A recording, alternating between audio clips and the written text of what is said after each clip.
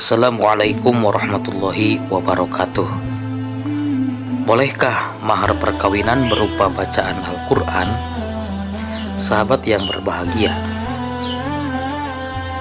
untuk menjawab pertanyaan tersebut, tentu kita harus mengetahui terlebih dahulu apa itu mahar, apakah ada batas minimal dan maksimal dalam pemberian mahar, dan apa saja yang dapat dijadikan mahar. Sahabat yang berbahagia, mas kawin atau mahar dalam pernikahan merupakan harta yang wajib diberikan suami kepada istri karena akad nikah. Salah satu tujuannya adalah menunjukkan kesungguhan untuk menikahi, tambatan hati dan memenuhi hak-hak perempuan. Adapun besarannya menurut syariat tidak dibatasi, begitupun jenis dan bentuknya. Demikian seperti yang disebutkan Mustafa Al-Khin dalam kitabnya, yang artinya tidak ada batasan dalam minimal dan maksimalnya mahar.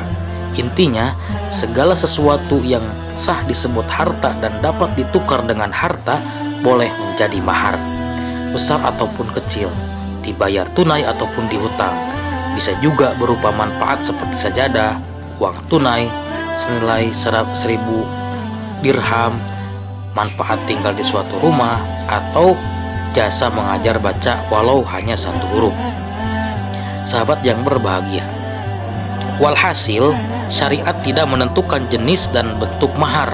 Apapun yang dapat dikategorikan sebagai harta, ada nilainya, ada harganya, ada manfaatnya, dan dapat diperjualbelikan, bisa dijadikan mahar pernikahan. Termasuk yang dapat dijadikan mahar adalah manfaat atau jasa tertentu, seperti manfaat tinggal di suatu rumah, jasa mengajari Al-Quran, jasa mengajari ilmu fikih, ilmu adab, ilmu menjahit, sebagaimana dikutipan di atas tadi. Sahabat yang berbahagia, sesungguhnya menjadikan jasa mengajari Al-Quran sebagai mahar juga sudah dicontohkan oleh Rasulullah SAW. Dalam suatu riwayat dikatakan, saat Khawlah binti Hakim atau Ummu Syarik datang menghibahkan dirinya kepada Rasulullah SAW, ada seorang sahabat berkata, "Jika engkau tidak memerlukan perempuan itu, maka nikahkanlah kepadaku." Beliau menjawab, "Carilah maharnya, walau hanya berupa cincin besi." Sahabat yang berbahagia, namun rupanya tak ada yang dapat dijadikan mahar oleh laki-laki itu kecuali sarungnya. Ia lantas berkata, "Bagaimana jika maharnya sarungku ini saja?" Dijawab oleh Rasulullah, "Apa yang akan kamu lakukan jika sarung itu masih kamu pakai? Berarti tidak ada bagian mahar untuknya." Beliau melanjutkan, "Apakah kamu memiliki hafalan Al-Quran?" Si laki-laki menjawab, "Aku memiliki hafalan surat ini dan surat ini." Rasulullah SAW bersabda, "Nikahilah perempuan itu dengan hafalan Al-Quran yang ada padamu." Hadis riwayat Al-Bukhari dan Muslim. Sahabat yang berbahagia, maksud hadis tersebut adalah nikahilah perempuan itu dengan mahar mengajarinya dengan hafalan Al-Quran, dan ini ditetapkan kebolehannya sebagai mahar oleh ulama Maliki, Syafi'i, dan Ahmad. Sebab mengajari Al-Quran adalah manfaat tertentu yang diperbolehkan, sebagaimana yang disebutkan oleh Syekh Abdurrahman bin Muhammad Qasim. Mengutip pendapat Ibnu Al-Qayyim, Syekh Abdurrahman bin Muhammad Qasim juga menjelaskan maksud hadis tersebut.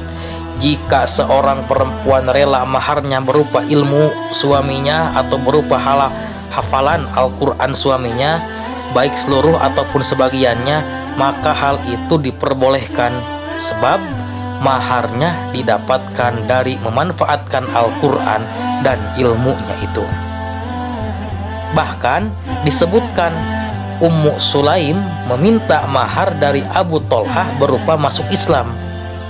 Menurut Ummu Sulaim, manfaat dari masuk Islamnya Abu Tolhah lebih dicintai ketimbang harta yang diberikannya. Itu adalah mahar yang paling utama, paling manfaat, dan paling agung baginya.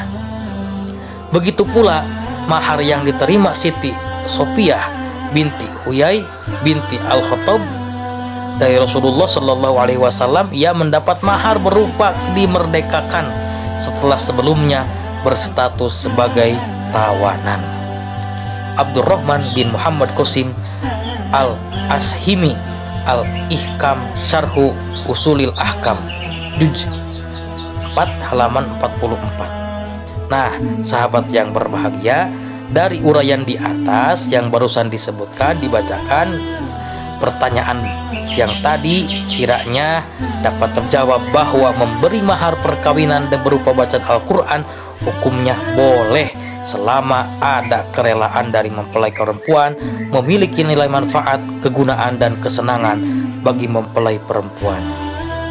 Pertanyaan berikutnya, di manakah letak manfaat mahar bacaan Al-Quran? Antara lain terletak pada mengajarkan hafalannya, mendengarkan lantunan ayat-ayatnya, memperdengarkannya kepada orang-orang yang hadir, yang semuanya akan mendatangkan pahala serta keberkahan. Demikian jawaban singkat dari kami, semoga dapat dipahami, mudah-mudahan bermanfaat. Wallahu a'lam bishawab. Wassalamualaikum warahmatullahi wabarakatuh.